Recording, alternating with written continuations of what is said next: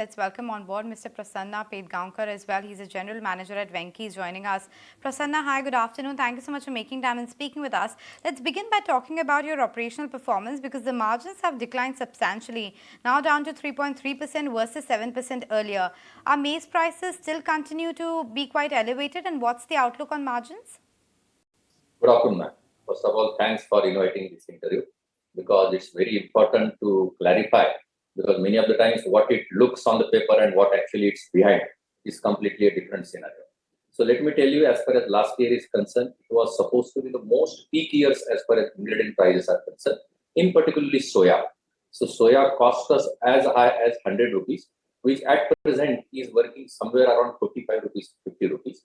Same is the case with the maize. Last year, maize price was somewhere around 26 rupees to 27 rupees, which at present is working at 20 rupees to 21 rupees. So as far as ingredient prices are concerned, compared to last year, with the start of this year, definitely this is a relief.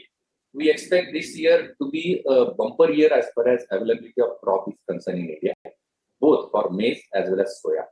The worst part last year was we had to import 12 lakh metric tons of soya bean. As far as India is concerned, India never imported. India had been an exporter of soya. But for the financial year 23, it was the first year where India imported soya of 12 lakh metric tons.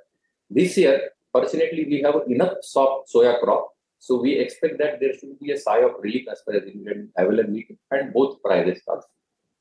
So we hope this will be taken care as far as coming 23-24 years. Net, you talked about the availability of our raw materials is likely to pan out. What would be the impact on your numbers with respect to the margins going forward? If we analyze last year's performance, ma'am, we see that as far as poultry is concerned, we hardly had profit, which last year the profit was almost 56 crore, which has come down to hardly we have broke even as far as FY23 is concerned. That is purely because of the ingredient prices, because there was a pressure of ingredient prices. Most of the industry player has lost last year only because of the pressure of ingredient prices. Fortunately, Venky didn't have that kind of shock because we have a good portfolio balancing. So we have animal health care division, we have a soya division, as well as we have SPF division and a poultry division.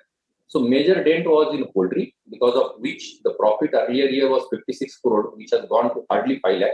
We expect to regain, and we expect that whatever the sigh of relief we are getting as far as ingredient prices are concerned, that will take care of the profitability for current financial year and for years together coming together. Because ingredient prices is something which really we do not have any control. And fortunately, government is also working a lot for making the crops available. They are giving a lot of relief to agriculture sector. And we consider agriculture sector as a sister concern of ours. And as far as agriculture sector goes well, definitely poultry should do well for Venky's.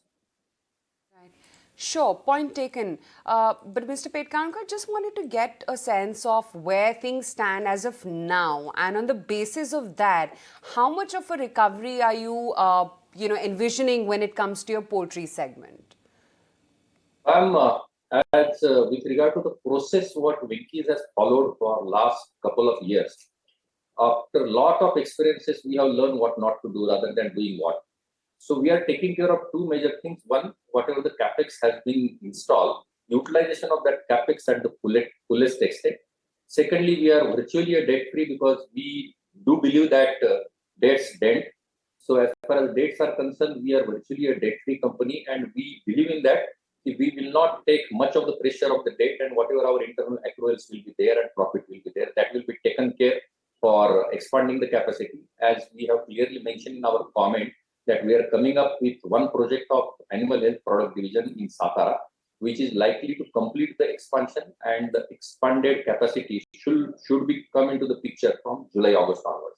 So that July, August onwards, we expect the adding of almost 60 to 70 crore of the turnover, since this is the first year where the expansion will be slow. But over a period of time, that plant will add to the capacity also, and that plant will add to the profitability. And that's purely a drug making manufacturing unit, which will take care of good volume as well as good profitability. Specifically, could you give any guidance and visibility on, in particular about the poultry segment, what you hope to clock in terms of margins and profits? The way in which ingredients are supporting us and the way in which our top line is growing, we expect we should be in a position to match what our performance is earlier year when the agriculture sector has supported us. because that is the only thing where we do not have a control.